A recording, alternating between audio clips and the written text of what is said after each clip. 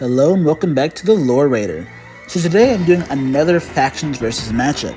In today's video we'll be looking at what would happen instead of waking up the Flood on the Halo ring during Halo 1, the Covenant accidentally released the X-Parasite from the Metroid universe instead. Could the Halo universe survive the X-Parasite infestation? Well, let's dig into it. So let's get a quick rundown on just what the Flood and the X-Parasites are, and more importantly, how they are different. The Flood are a parasitic infestation originating from the Halo universe, and admittedly, one of sci-fi's most dangerous infections. When a Flood infection starts, the hordes are uncoordinated and mindless. This is described as the feral stage of development. The only goal of the Flood during the stage is to collect the biomass to accrue a proto-grave mind. From there, the intelligence of the Flood becomes a snowball effect, as they collect more memories from more sapient beings they eat, and it forms a compounding intelligence. Eventually, the Flood reach the stage of forming a grave mind, the leader of the Flood infection, with the intelligence to move against organized militaries with great success. The Flood's primary method of infection is the use of infection forms that hijack a victim's nervous system and transform them into whatever Flood form is most useful. The limitation of the Flood is that they need prey with suitably complex nervous systems, which is why non-sapient animals or the small worms that make up the hunters, for example, are immune to Flood infection. According to lore and showings, the Flood can take over a planet in about nary a day, as we see very clearly with High Charity, for example. But what about the X-Parasites? The X-Parasites are unsurprisingly the premier parasitic life forms from Metroid. Hailing from the planet SR-388, they are also one of sci-fi's most dangerous infections, as you'll soon see. Like the Flood, the X-Parasites left in their natural habitat are animalistic in intelligence and do not coordinate with each other. Individual X-Parasites attack a host, suck it dry before mimicking it and incubating more X inside of itself to continue the cycle.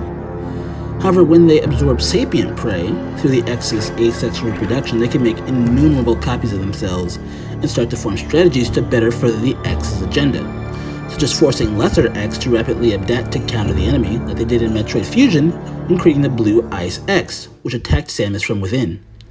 Unlike the Flood, the X-Parasite's intelligence does not compound, as while they do receive the memories of their hosts, they never become as astronomically intelligent as the Gravemind, but they do become pretty smart. The big advantage the X do have is the sheer variety of what they can infect, that being anything organic, from cyborgs like Nightmare to overgrown insects to human Chozo hybrids like Samus Aran, which goes nicely with the comparative simplicity of their lifestyle, not requiring dedicated incubation forms, instead simply reproducing asexually exact copies of the original X. Finally, the X possess, in their base forms, intangibility. Mind you, Samus Aran can harm and kill ghosts consistently, yet her weapons pass through X-Parasites harmlessly. According to lore and showings, the X-Parasites need only 1 to 2 hours tops to take over a planet, as we saw with planet ZDR. So let's set up this scenario. The fall of Reach, as depicted in Halo Reach, as well as most of Halo Combat Evolved, happen as usual. Both the UNSC and the Covenant land on the Halo ring and begin fighting each other.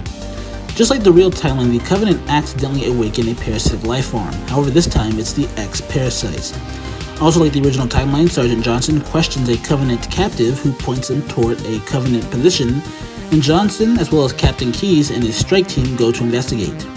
This is where things really diverge. Originally, the Flood couldn't kill Sergeant Johnson due to the subtle changes in his biology, due to him being a Spartan 1. In this timeline, the X would have no such issues and absorb him, creating Johnson X. As we all know, the Master Chief would investigate the installation and would be confronted by numerous X-infested Covenant and Marine forces. And yes, I know this is controversial to say, but the X-Parasites should have no problem infecting Chief here. If they can infect something as complex as Samus being a human Chozo hybrid or a cyborg like the Nightmare, then they should have zero issue infesting Chief. His changed biology is a non-issue for them. Their intangibility means that in their pure X forms, there's nothing he can do to harm them either. Finally, the X can react to Samus' speed and should therefore be able to speed Blitz Chief pretty easily. At the end of the day, the X-Parasites would have more or less life-wiped the Halo ring within the hour and would have commandeered both Covenant and USC vessels. At this stage, with the X-Parasites now space-capable, the question becomes, does the Covenant and the UNSC have anything they can do to slow or halt the infestation? The answer? No. Here's why.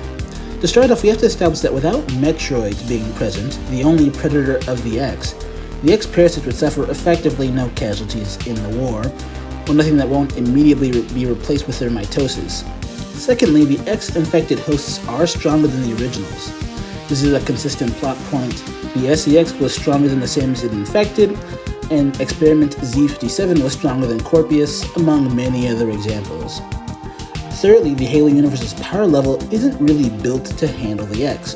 The only reason they were stopped in Metroid was because SR-388, Planet ZDR, and the BSL space station all were blown to space dust, something the UNSC and the Covenant lacked the firepower to accomplish.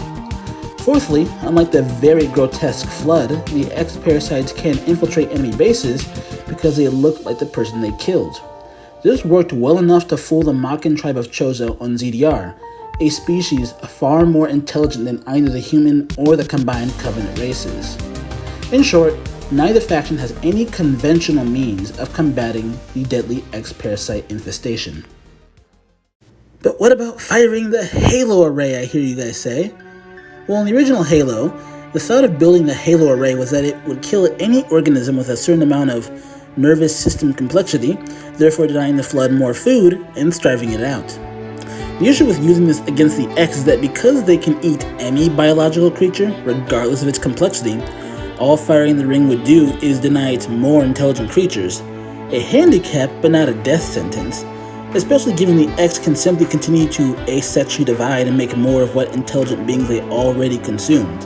Which, by the way, they would have Master Chief X's, so really, this matchup should have been over long before this point.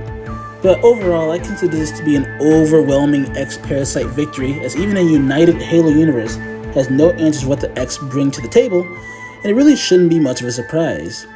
Even in the Metroid universe, it's strongly implied that the X would destroy even the Galactic Federation as they managed to overpower Ravenbeak's Chozo forces if it wasn't for the fact that Samus 3 times in a row has destroyed whatever world they were on. The X-Parasites, in my opinion, have to be perhaps the most dangerous parasites in fiction, and it is for this reason I likely won't ever use them again in a matchup. They simply will win every time. That's all for today. I hope you enjoyed today's video, and I hope you, learned something maybe. I like doing these videos, so let me know what you think down in the comment section below, and please like, share, and subscribe, and again, please comment. My favorite part of every video is reading the comments. Without further ado, be safe, be wise, and please pray for a true peace in space. For a brick, he flew pretty good.